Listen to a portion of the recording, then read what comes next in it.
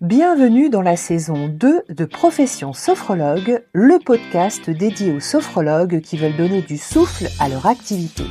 Je suis Laurence Roufouillet, sophrologue depuis plus de 20 ans, auteure de 14 livres sur la pratique au quotidien, co-créatrice du sommet virtuel de sophrologie et formatrice auprès de centaines de professionnels. J'ai accompagné à ce jour près de 5000 personnes, aussi bien en cabinet qu'en entreprise. Dans cette nouvelle saison, je partage avec vous mes recherches mais aussi mon expertise au service de votre évolution professionnelle avec des repères concrets, des conseils sans langue de bois et des pistes réalistes. Que vous débutiez ou que vous ayez déjà plusieurs années de pratique, ce podcast est là pour vous soutenir, vous inspirer et vous faire passer à l'action. Alors, êtes-vous prêt ou prête à prendre une bonne dose d'énergie ? C'est parti! Avant de commencer ce 31e épisode, je voulais remercier les sophrologues qui m'ont accordé leur confiance et ont participé au séminaire de rentrée. J'espère que vous avez à présent une vision plus claire de ce que vous allez mettre en place. En tout cas, ça a été une réelle fierté de partager tout ça avec vous et un plaisir de l'avoir fait dans la bienveillance et la bonne humeur. Sachez que je prépare une deuxième édition, alors toujours avec deux formats, un format en présentiel et un format en distanciel pour le début de l'année, pour toutes celles et ceux qui sont intéressés à réfléchir à leur développement en 2026. Devenir sophrologue, c'est non seulement se lancer dans un métier, nouveau la plupart du temps, mais c'est aussi apprendre, parfois sur le tas, d'autres métiers ou des compétences indispensables pour faire vivre son métier et même vivre de son activité.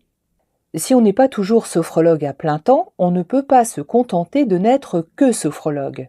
En gros, de dire que son activité existe et d'attendre que ça se passe. Parce que ça risque de durer longtemps. Pour moi aujourd'hui, un sophrologue, c'est un sophropreneur, c'est-à-dire un entrepreneur qui exerce la sophrologie ou un sophrologue qui entreprend comme vous voulez. Alors, restons modestes quand même, j'en vois qui s'autoproclament CEO, avant on aurait dit PDG de leur propre entreprise. Honnêtement, quand on est seul, moi je trouve ça un petit peu risible. Je ne sais pas si j'ai envie d'afficher le fait d'être CEO de moi-même. Néanmoins, quand on lance une activité, on entreprend quelque chose de nouveau dont il va falloir assurer au long cours la pérennité. Et ça suppose donc de savoir faire plusieurs métiers ou de déléguer ses compétences. Un sophropreneur ne se contente pas d'exercer son métier de sophrologue, il endosse en réalité plusieurs casquettes indispensables pour faire vivre et développer son activité. Je vous ai donc listé les métiers ou les compétences qui me paraissent absolument nécessaires. Un sophropreneur doit être un peu comptable. Vous êtes un acteur économique, donc vous allez devoir établir des devis, émettre des factures, d'autant que ce sera obligatoire pour toute prestation à partir du 1er janvier 2027. Vous allez devoir suivre votre trésorerie, relancer vos clients et même projeter vos besoins en fonds de roulement ou encore établir vos comptes annuels. La comptabilité, c'est non négociable. Donc, soit vous savez le faire, soit vous vous formez, soit vous déléguez. Il y a de nombreux professionnels qui peuvent vous soutenir, vous conseiller ou exécuter tout ou partie de ces prestations pour vous, comme par exemple les centres de gestion agréés, des experts comptables. Alors il y en a même qui ont mis en place des formules en ligne, il y a des plateformes de comptabilité en ligne à coût réduit. Ça peut être aussi les boutiques de gestion qui existent un peu partout en France, qu'on va trouver par exemple sous le terme, alors on les trouve surtout maintenant sous le terme de BGE. Vous pouvez regarder aussi du côté de la chambre de commerce, il peut y avoir des formations ou des suivis sur quelques mois, voire les 2 premières années de votre activité. Un sophropreneur doit être aussi un gestionnaire, et je dirais même qu'il doit être d'abord un gestionnaire. Sans avoir forcément une formation juridique ou financière, c'est important d'avoir des notions de base dans ces domaines, c'est-à-dire de comprendre les grands équilibres et leurs enjeux. Surtout, s'il vous plaît, ne suivez pas aveuglément tous les conseils que vous lisez sur les réseaux sociaux ou dans les groupes Facebook de sophrologues. Le pire côtoie le meilleur. Il faut être capable de comprendre soi-même les différents statuts et leurs conséquences, de prendre en compte les obligations légales liées à l'exercice d'une activité qui reçoit du public, comme par exemple la sécurité ou les assurances. Il faut avoir une idée, en tout cas un ordre de grandeur, des conditions pour équilibrer une activité, de savoir où faire des investissements et où faire des économies. Donc il faut être un bon gestionnaire. Pour cela, il faut de la logique, du bon sens, mais parfois ça vaut la peine de se former. Si on peut aisément déléguer ou sous-traiter la comptabilité, la gestion, à mon sens, c'est-à-dire le pilotage de l'activité, il doit rester entre les mains du sophrologue entrepreneur, car cette gestion, ce pilotage reflète le projet qu'il ou elle veut mettre en œuvre. Et ce projet, c'est aussi un projet de vie personnel, donc ne le déléguez à personne. Faites-vous conseiller en matière de gestion, mais décidez pour vous. Un sophropreneur doit être parfois un marketeur. Alors oui, il va falloir vous vendre. Aujourd'hui, le marché, il est simple. L'offre de sophrologue, elle est malheureusement supérieure à la demande des clients potentiels. Donc, il faudra nécessairement attirer à vous, orienter vers vous vos futurs clients. Considérez bien que ça n'est pas du racolage ni de la prostitution. C'est la condition pour que votre activité perdure et que vous puissiez en vivre. En conséquence, je vous incite fortement à acquérir des techniques ou des méthodes pour parler de votre métier et savoir à qui. En conséquence de quoi, un sophropreneur est de plus en plus un commercial, voire un négociateur. Vous aurez de temps en temps à vous présenter à des personnes que vous devrez convaincre d'adhérer à ce que vous faites ou d'acheter vos services. Il va donc falloir apprendre à convaincre. Vos prestations, elles ont un prix et vous vous trouverez quelquefois en situation de devoir justifier ou défendre ce prix. Cette réalité, elle est valable pour les séances individuelles comme pour les interventions en collectif ou en entreprise. Ce rôle de commercial, voire de négociateur, il est très en lien avec le précédent, avec le marketing. Donc, présenter son activité, c'est prendre parfois le risque qu'elle soit remise en question sur sa tarification. D'ailleurs, pour certaines personnes, y compris en individuel, ou pour certaines entreprises, c'est même un sport national. Donc il faut vous y attendre et surtout vous y préparer car ça peut être très déstabilisant. Et pour ne pas non plus vivre ce type d'échange de manière dévalorisante, en faisant revenir par exemple le syndrome de l'imposteur, apprenez aussi à bien connaître les raisons pour lesquelles vous proposez ce prix et à les défendre, voire à apprendre subtilement à reconsidérer ce prix dans une démarche gagnant-gagnant. Alors, qu'est-ce que c'est qu'une démarche gagnant-gagnant ? C'est le moment où votre client est content parce qu'il avait pour objectif de faire une bonne affaire, et vous aussi, vous êtes content parce que vous avez acquis un nouveau client à un tarif qui vous paraît encore équitable. Un sophropreneur, il va être responsable de la relation client. C'est très important aujourd'hui et ça peut être un facteur de différenciation, de savoir créer ce qu'on appelle maintenant une expérience client agréable.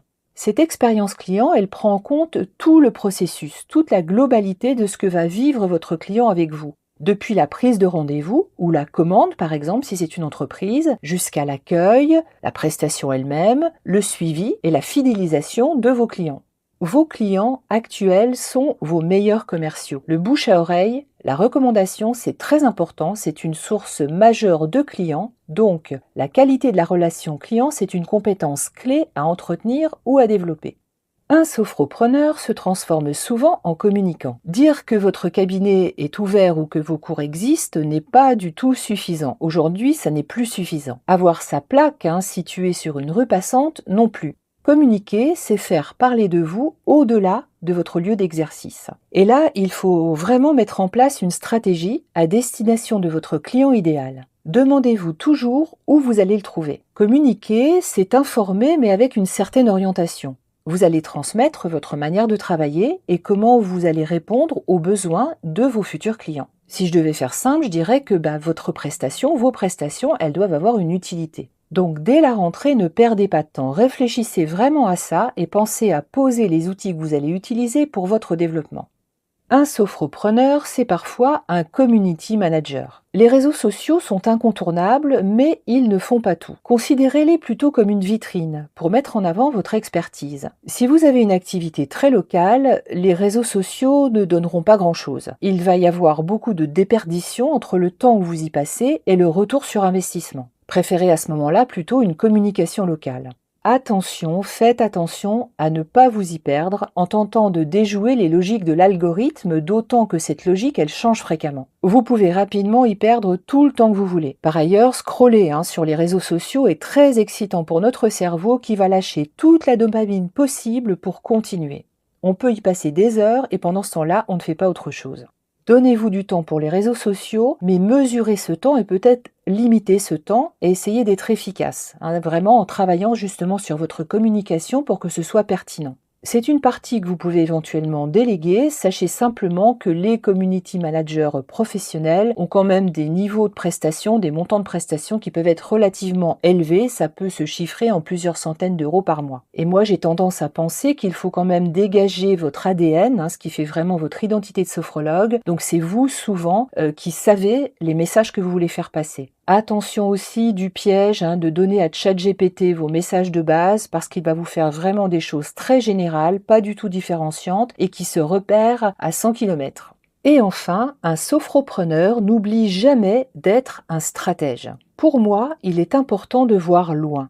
Où est-ce que vous voulez aller ? Et franchement, se lever le matin en se répétant tous les jours « je veux plus de clients », ça n'est pas suffisant.